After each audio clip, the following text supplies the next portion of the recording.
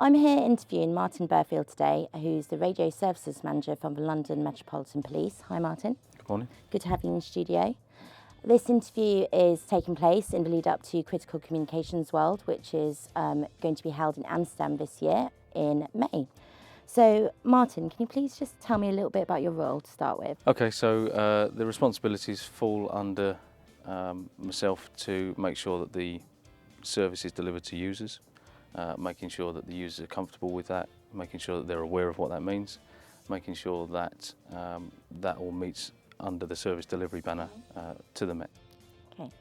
And obviously Spotlight's on the UK at the moment with transition to LTE. And so how will that affect your role? Essentially, it's going to make me move more towards ESN, so I'm going to have to balance both business as usual with our current network providers over to the new ESN system. But I'm involved in a delivery group within the Met that has formed, which will now take ownership and charge of the Met's transition into ESN. Okay.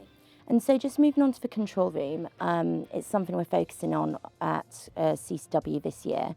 Obviously with LTE, the transition towards LTE and the emergence of big data within networks, how do you think control rooms are going to have to adapt or change?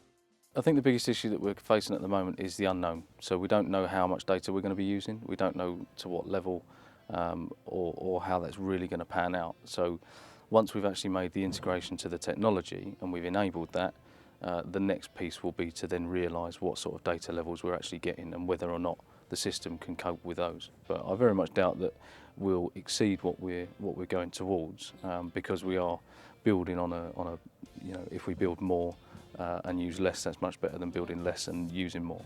Okay, and I know obviously you've got a passion for technologies, so just focusing a little bit on that, what would you say are the emerging technologies over the next 3 to 5 years?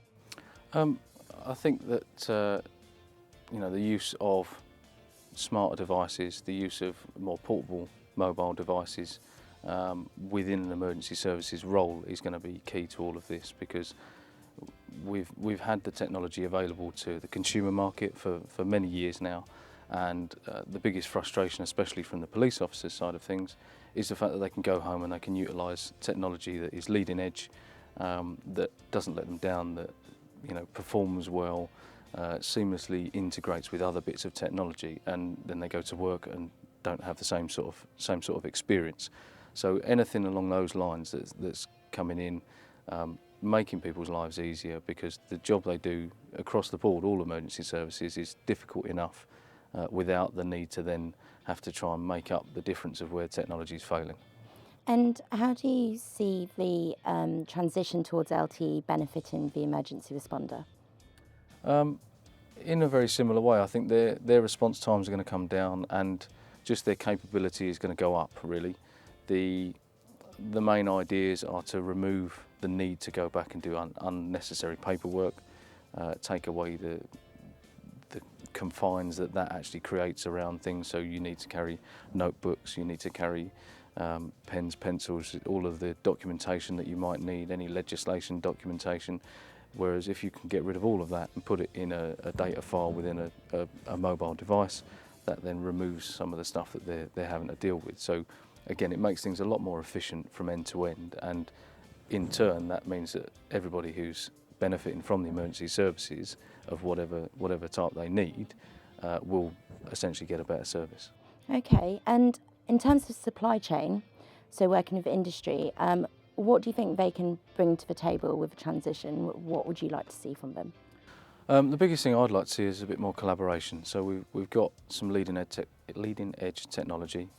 We've got really big opportunities for a lot of the big companies to put out a lot of brand new stuff. So we've seen that within the market it's increasing, it's picking up pace, and a lot of people seem to be following the hype and getting behind the idea of ESN, which is fabulous, because as end users it gives us a much broader selection of opportunities and items to choose from, basically. So if there's a bit more collaboration, both to legacy equipment and to future equipment, across the whole board, obviously there's commercial bits that get in the way of some of that, but any kind of collaboration means that a smoother transition for end users is going to be experienced. Okay, and you'll be speaking at Critical Communications World, which is fantastic. But in terms of as a visitor, as an attendee, what are you looking to get out of it?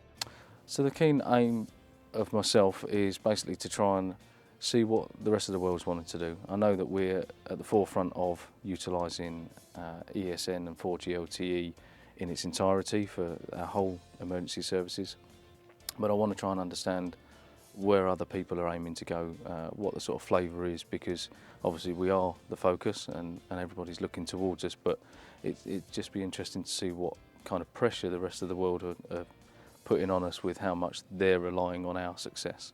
Thanks for your time today, Martin, and I very much look forward to seeing you at the event. So for more information on Critical Communications World, please visit our website. That's www.criticalcommunicationsworld.com, and you can register using the link below. I look forward to seeing you at the event.